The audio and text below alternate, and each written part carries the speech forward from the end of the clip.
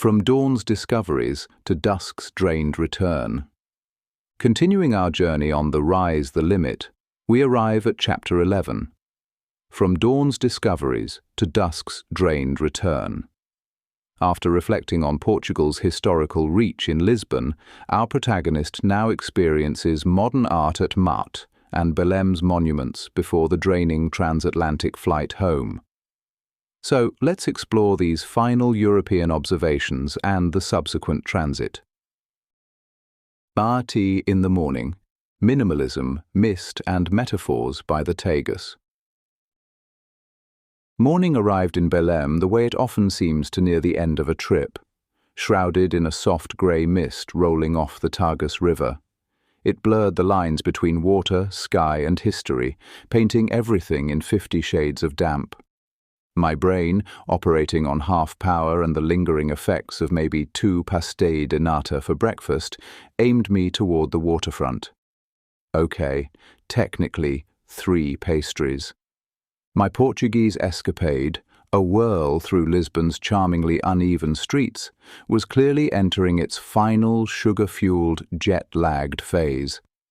Through the haze, something emerged like a beached whale that had swallowed a design museum, the MAAT. Low, sleek, impossibly curved, and alarmingly white. Early light glanced off its ceramic tiles, making them glimmer just enough to suggest profound secrets within, or perhaps just a really clean surface. It looked like the kind of building that, if it could talk, would lecture you on minimalism while subtly judging your shoes. This museum of art, architecture and technology promised much, except, as fate would have it, actual art exhibits. The museum gods, apparently busy elsewhere, had timed our visit perfectly with an exhibit changeover. Still, the building itself was the main event. Early morning meant avoiding the peak selfie Olympics. You could hear your own footsteps echo under the entrance archway, a sound usually drowned out by the complex choreography of influencers finding their light. Walking the slope of the building's roof felt less like a profound architectural experience and more like cautiously ascending a giant tiled skateboard ramp without knee pads.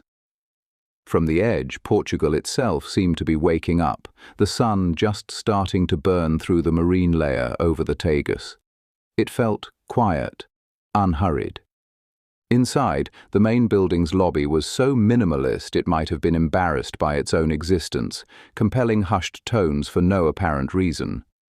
One gallery offered projected lights, ambient noise, and a thing on the wall that seemed to be breathing. Another displayed floating models of impossibly green clean cities, art, architecture, a hallucination brought on by pastry overload and reading too many design magazines? Hard to say. It was certainly something, quiet, thought-provoking, and oddly serene, like being adrift in a very tidy spaceship. For contrast, next door stood the Tejo Power Station, the museum's anchor to reality.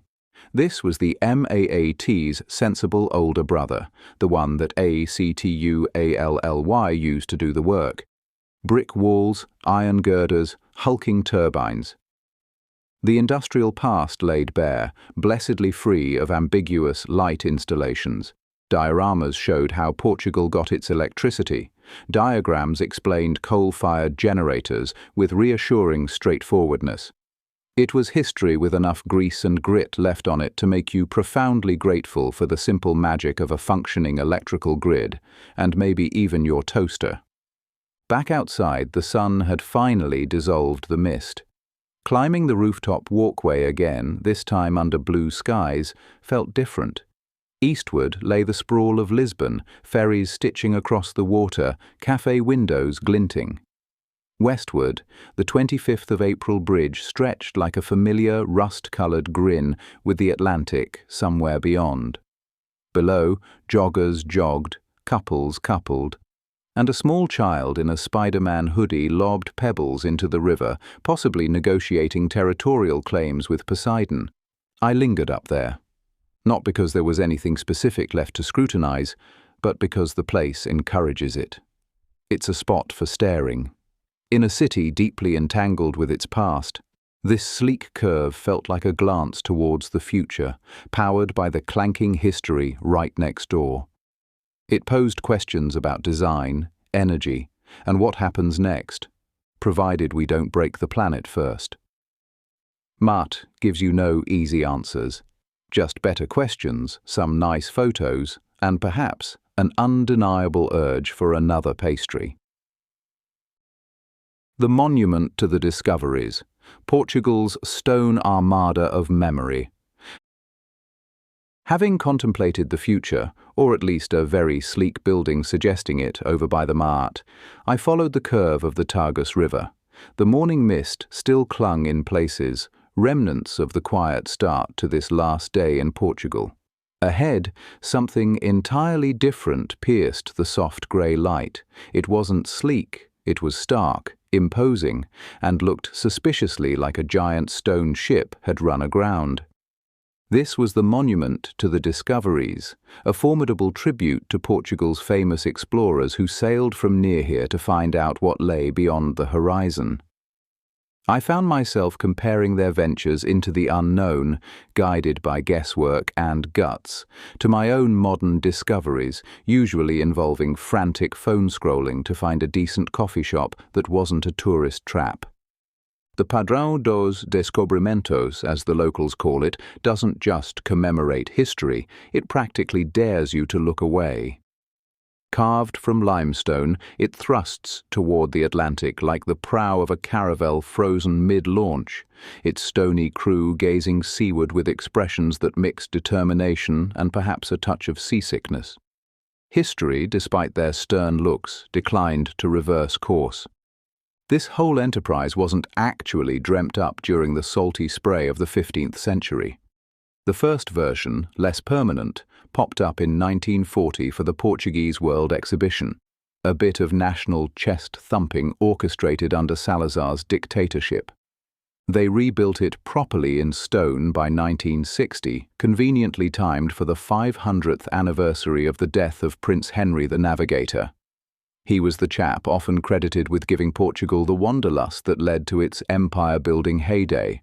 It feels like Portugal's way of saying, sure, we might seem obsessed with tiles and melancholic music now, but remember when we owned half the map? The monument stands a hefty 171 feet tall. Marching up its angled sides are 33 figures sculpted with heroic jawlines and far-seeing eyes. Leading the charge is Prince Henry himself, clutching a model caravel. He holds it like a proud father presenting his kid's surprisingly successful science project. Behind him trails a crowd of explorers, map makers, kings, thinkers, and priests. You've got Vasco da Gama, who found the sea route to India everyone was looking for. Pedro Álvares Cabral is there too, presumably explaining how he accidentally bumped into Brazil. Ferdinand Magellan gets a spot, though his circumnavigation involved dying halfway through. Even Luis de Camões, the poet who wrote the epic about all this exploring, managed to elbow his way onto the deck. It's quite the lineup, a stone testament to ambition. Gazing at them, I felt a faint, almost embarrassing desire. Not to circumnavigate the globe, but simply to understand the sheer nerve it must have taken compared to my primary goal of navigating the metro back to my hotel. In front of this stony parade stretches a massive marble compass rose embedded in the pavement, complete with a world map. This was a gift from South Africa in 1960, a detail that adds a layer of historical side-eye given the politics of the time. It charts the routes the Portuguese explorers took, lines crisscrossing oceans like a fantasy transit system. Standing on Brazil, then hopping over to pointy Africa, I tried to imagine setting off with only the stars. A vague map and an awful lot of hope to keep you going. No weather apps, no satellite phone, just waves and wonder. It's a complicated piece of stone. For some, it's about bravery and the human itch to see what's over there. For others, it's a reminder of empire, conquest, and the not-so-heroic parts glossed over by the limestone smiles. The Portuguese themselves seem to hold both views, proud of the exploring, troubled by the exploiting. You can apparently go inside, ride an elevator even, a modern convenience Henry would have surely appreciated, for views over Belém, but standing there, looking at the determined figures facing the vast Atlantic, felt like enough. The monument tells a story of history and myth, of ambition and its aftermath. It is a national story told in stone, and stone telling a national story. Lunch, ink and iron, an early afternoon at LX factory. Portugal's stone explorers could keep staring resolutely out at the Tagus. Our own explorations were turning inland. We were hunting for discoveries involving fewer 16th century maps and more 21st century repurposed shipping containers. These we found clustered beneath the giant red legs of the 25th of April Bridge in Alcântara, in a sprawling complex called LX Factory. If Lisbon wears its history on tiled sleeves and sings about it sadly, this patch hides its industrial past under spray paint and the relentless hiss of espresso machines. It felt less like an old factory and more like a global summit for people who believe artisanal can be applied to concrete. The air was thick with competing ambitions, roasting coffee beans, fresh paint fumes, and something suspiciously like octopus tacos, squaring off against matcha pancakes in a battle for your nose. This zone used to actually make things, textiles, newspapers, clanky metal objects. Now it looked like Berlin, Brooklyn and Lisbon got together and produced a slightly detached offspring raised entirely on Instagram feeds. Nothing quite fit. Rusty warehouse doors opened onto vegan brunch spots snuggled next to tattoo parlors. Concept bookstores threw elbows at vintage furniture shops. Barbershops charged prices suggesting the haircut included lifetime maintenance on the chair. Everything seemed cobbled together from wood rescued from a previous, possibly more sensible, existence. Drawn by an inexplicable need to be dwarfed by literature, we ducked into Ler Devagar. It occupies an old printing press building and looks like someone handed an opera set designer a library card and a blank check for scaffolding. Books soared up walls toward a ceiling so distant it might have required its own postal code. Hanging in this upper atmosphere, either by artistic intent or sheer structural oversight, was a large, white sculpture of a man on a bicycle, forever poised between achieving flight and having a nasty disagreement with the floor. Naturally, a cafe was tucked inside, because contemplating the vastness of human knowledge apparently makes one thirsty in Lisbon. You didn't browse shelves here.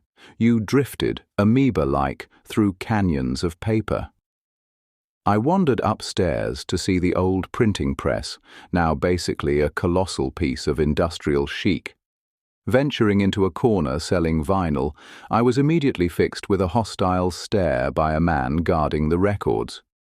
Unsure why I'd instantly become his sworn enemy, I ambled on with my 360 camera, frankly uninterested in psychedelic jazz I couldn't play anyway. He apparently shouted something. Another customer helpfully got my attention and pointed at the camera.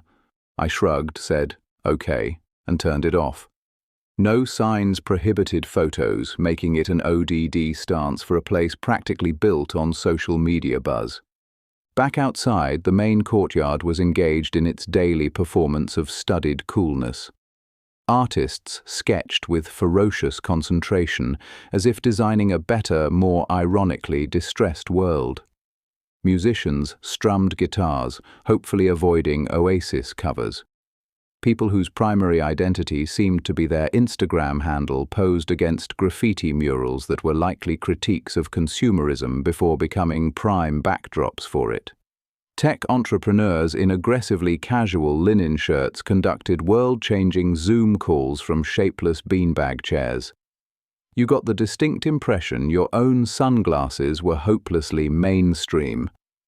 Pushing deeper felt like exploring a pop-up museum dedicated to things you don't need but now desperately desire. Tiny galleries showcased art that invited thoughtful nodding while offering zero clues about its meaning. Stalls hawked handmade jewelry, furniture possibly conceived during a peyote-fueled camping trip, and an alarming variety of things made from cork. We saw sardine tins pretending to be vinyl records and minimalist pottery demanding sums usually associated with black market organ sales. We bought a postcard, pretending this minor transaction satisfied our consumer urges. It wasn't free, but next to a ceramic bowl costing more than our plane tickets, it felt like grand larceny. Lunch, we decided, should be sushi. Because when you're in a former industrial district of Lisbon known for textiles and printing, the obvious culinary choice is raw fish from Japan. Authenticity felt overrated. Our bold commitment to cross-cultural dining immediately encountered turbulence in the form of a sesame seed allergy. We emphasized, "No sesame seeds, please, it's serious allergy alert," with the kind of gravity usually reserved for hostage negotiations. The first plate arrived clean, pristine, a small miracle of careful preparation. Then, perhaps driven by existential boredom or a deep-seated need to tempt fate, the kitchen showered the second round with the forbidden seeds. Nothing punctuates a relaxing vacation meal quite like the sudden, frantic calculation of where the nearest EpiPen might be. Weary wayfaring. Atlantic avenues and arrival aches. Our Lisbon chapter, having recently navigated the twin perils of hipster overload at the LX factory and sesame seeds staging a sneak attack on our sushi, was drawing to a close. Leisurely exploring repurposed industrial chic is one thing, making an international flight is quite another, demanding a contradictory urgency. Time suddenly mattered again, so we zipped up our bags and hailed a Bolt, ready to trade cobblestone lanes for departure gates. The European airport system seems built on the principle that if one lounge is good, two are obviously better, especially if separated by a stern man checking passports. We first availed ourselves of the Schengen Lounge, a tranquil bubble where citizens of fortunate nations glide across borders unimpeded. Later, having proven our identities sufficiently to leave this easy travel utopia, we settled into another lounge, presumably for those requiring refreshments after the arduous task of showing travel documents. It's a system expertly designed for maximum waiting, just in different chairs. Naturally, because leaving Europe for the US requires rituals, we encountered the traditional second security shakedown right at the gate. One always imagines the security minds puzzling over what nefarious items, perhaps a sharpened croissant or a weaponized corkscrew smuggled from a concept store, a passenger might acquire between the main checkpoint and the jetway. Having passed this final, mysterious test, we boarded. Air travel delights in scattering families like dandelion seeds in a gale. I found myself promoted to the front of business class, while my companions were relegated to the distant back benches. My seatmate, a sharp young woman from Clemson, was busy conquering the Portuguese investment world. She seemed undaunted by the prospect of explaining derivatives markets while hurtling across the Atlantic. I mostly contemplated the Atlantic. Boston greeted us not with cobblestones but with the Logan International Shuffle, followed by a shuttle to the Hilton. This establishment wore its history not like a badge of honor, but more like a slightly threadbare coat it couldn't afford to replace. Charging north of $400 a night seemed ambitious for a place where luxury felt like a rumor from a bygone era. Its primary asset, and the likely culprit behind its popularity for weddings, was the view. The skyline glittered impressively outside our window, a constant reminder that you can sell almost anything if the backdrop is photogenic enough.